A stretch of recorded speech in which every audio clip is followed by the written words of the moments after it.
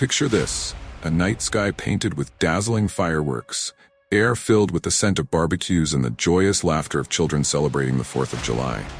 But beneath this veneer of festivity lies a darkness, a shadow that haunts the edges of our perception. In our seemingly idyllic town, one Independence Day became a nightmare, as an ancient evil used the cover of celebration to unleash terror. Join me as I recount the chilling events of that fateful night.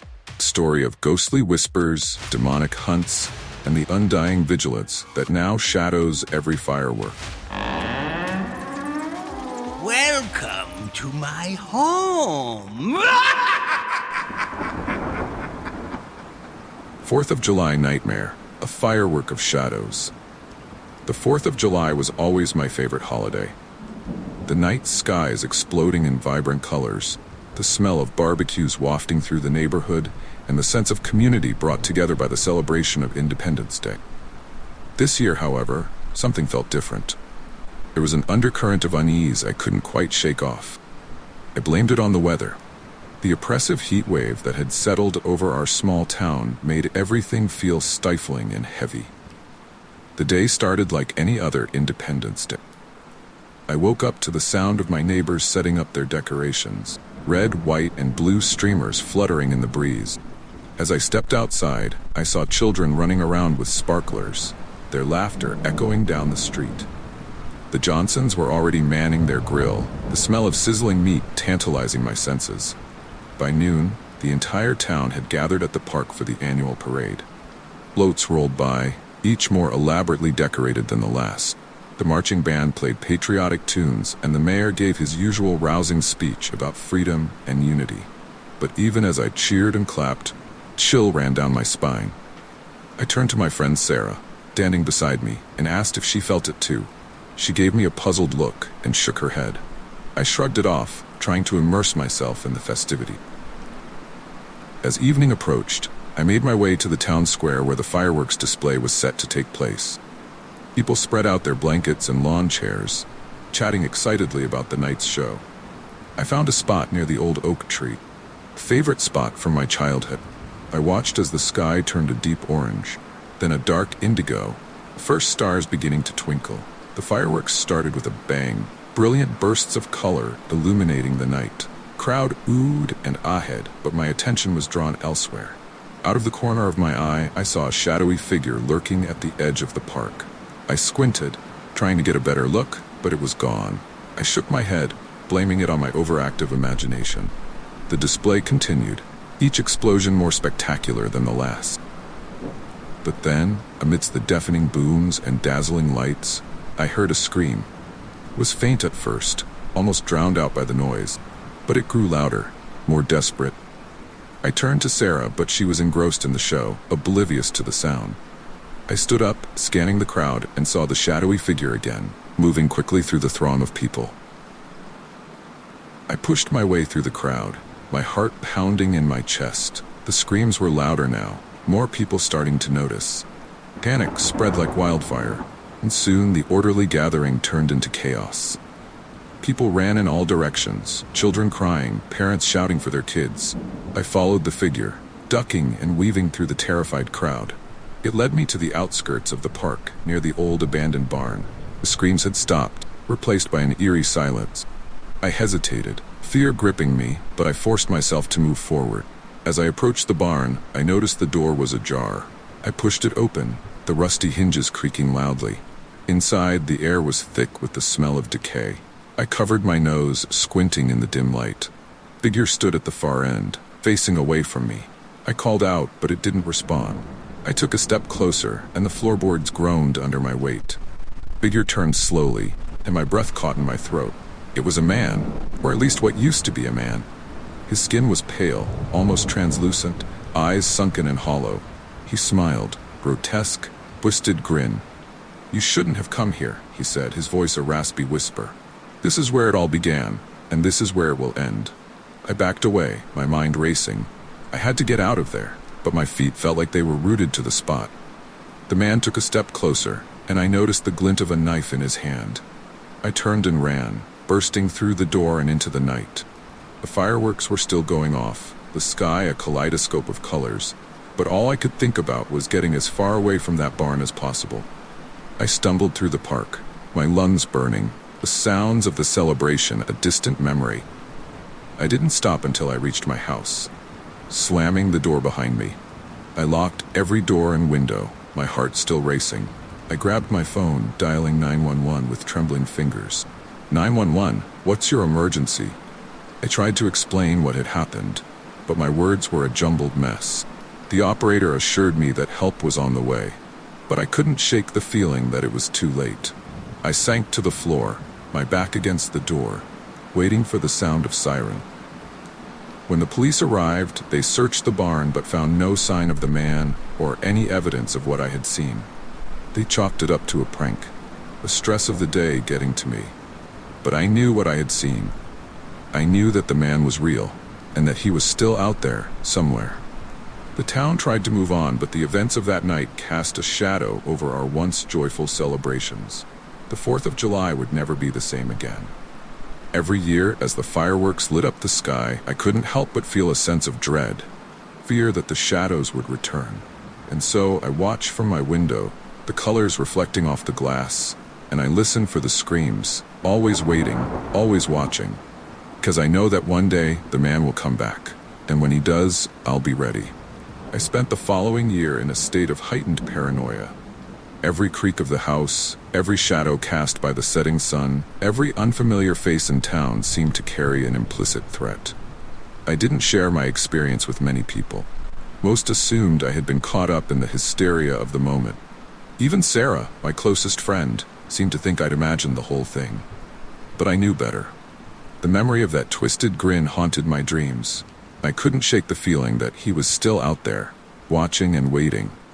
As the 4th of July approached again, my anxiety grew. The town began preparing for the celebration, trying to restore a sense of normalcy.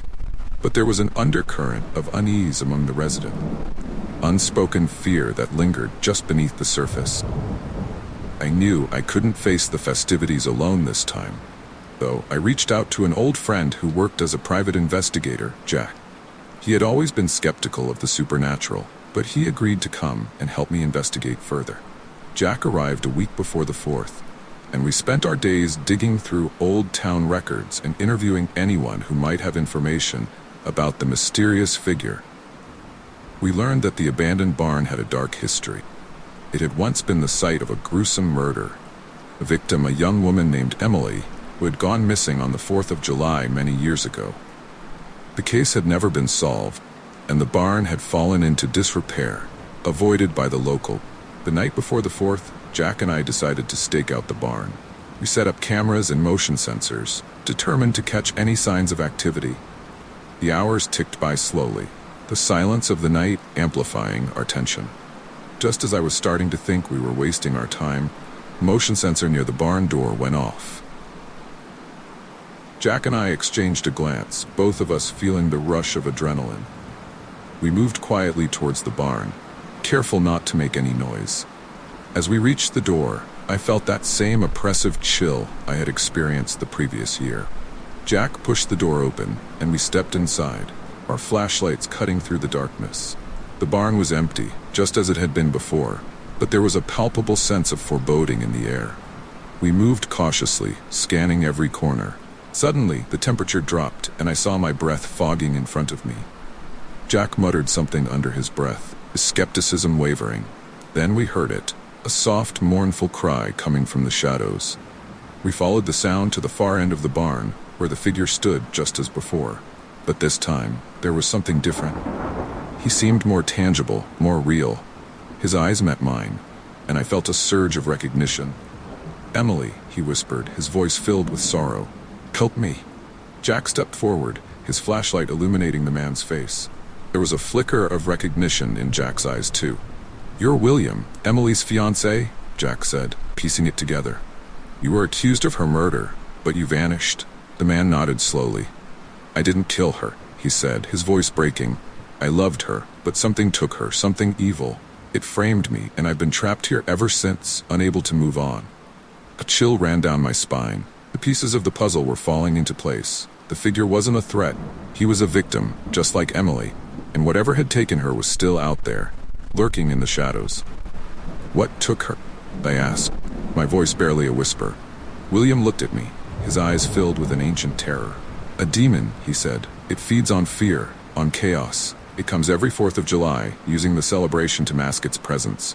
It's drawn to the fireworks, the noise, the fear of the crowd." Jack and I exchanged a horrified glance. We had to warn the town, to stop the celebration before it was too late. But as we turned to leave, the barn door slammed shut, trapping us inside. The temperature plummeted further, and the air grew thick with malevolence. "It's here," William whispered, his voice trembling. "It knows you're trying to stop it." The lights flickered, and a guttural growl echoed through the barn. The shadows seemed to come alive, writhing and twisting as they moved towards us. Jack and I backed away, our flashlights barely piercing the darkness. I felt a cold hand grip my shoulder, and I spun around to see a pair of glowing red eyes staring back at me. The demon was unlike anything I had ever seen, its form shifting and pulsating as if it were made of pure darkness. It lunged at us, and we scattered, trying to avoid its grasp. Jack pulled out his gun, but the bullets passed through the creature as if it were made of smoke. "Run!" William shouted, his voice cutting through the chaos. "There's a way out, behind the hayloft." Jack and I sprinted towards the back of the barn, the demon hot on our heels. We scrambled up the hayloft, finding a small trapdoor hidden in the floor. Jack kicked it open, and we dropped down into a narrow tunnel, the sound of the demon's roars echoing behind us. The tunnel led us to the outskirts of the park, where the town was still preparing for the fireworks. We burst out, gasping for breath, and I shouted for everyone to evacuate. Panic spread quickly as people saw the terror in our eyes. They grabbed their children, their belongings, and ran. As the last of the townsfolk fled, the demon emerged from the tunnel, its form growing larger and more menacing. Jack and I stood our ground, determined to protect our home. William appeared beside us, his ghostly form shimmering with a newfound strength. "We can't defeat it," William said, "but we can trap it. We need to lure it back to the barn and seal it inside." We nodded, our resolve hardening. Together, we taunted the demon, drawing it away from the town and back towards the barn. Followed us, its growls shaking the ground. As we reached the barn, we scattered, positioning ourselves around the structure. Jack and I rigged the entrance with a makeshift trap, using the equipment we had brought for our investigation. William stood at the center, his eyes locked on the demon. As it lunged at him, he raised his hand, a blinding light emanating from his palm. "Now," he shouted, and Jack and I triggered the trap. The barn door slammed shut, and a circle of salt ignited, creating a barrier that the demon couldn't cross. It howled in fury, its form thrashing against the invisible walls. William turned to us, his expression one of gratitude and sorrow. "Thank you," he said. "You've given me a chance to finally be at peace. But this isn't over. The demon is trapped, but it will eventually break free. You must be vigilant." With those final words, William's form dissolved into the light, leaving Jack and me standing alone in the night. The barn stood silent, the demon's roars fading into the distance. The town was safe, for now, but the memory of that night would linger forever. Every 4th of July, as the fireworks light up the sky, I can't help but feel a shiver of fear. The town celebrates, unaware of the dark force that lies trapped just beyond the park. But I remember, and I watch, always ready, always waiting. Because I know that one day the shadows will return, and when they do, we will be there to face them. And so the demon remains trapped, but its sinister presence still lingers in the shadows of our town. As the fireworks light up the sky each year, we remain vigilant, ever watchful for its return. If you enjoyed this chilling tale, don't forget to subscribe to our channel for more spine-tingling stories. Leave a comment below with your thoughts and theories. Do you think the demon will ever escape? And be sure to check out our latest video for another nightmarish journey into the unknown. Stay safe, stay vigilant, and remember, sometimes the real terror lies just beyond the fireworks.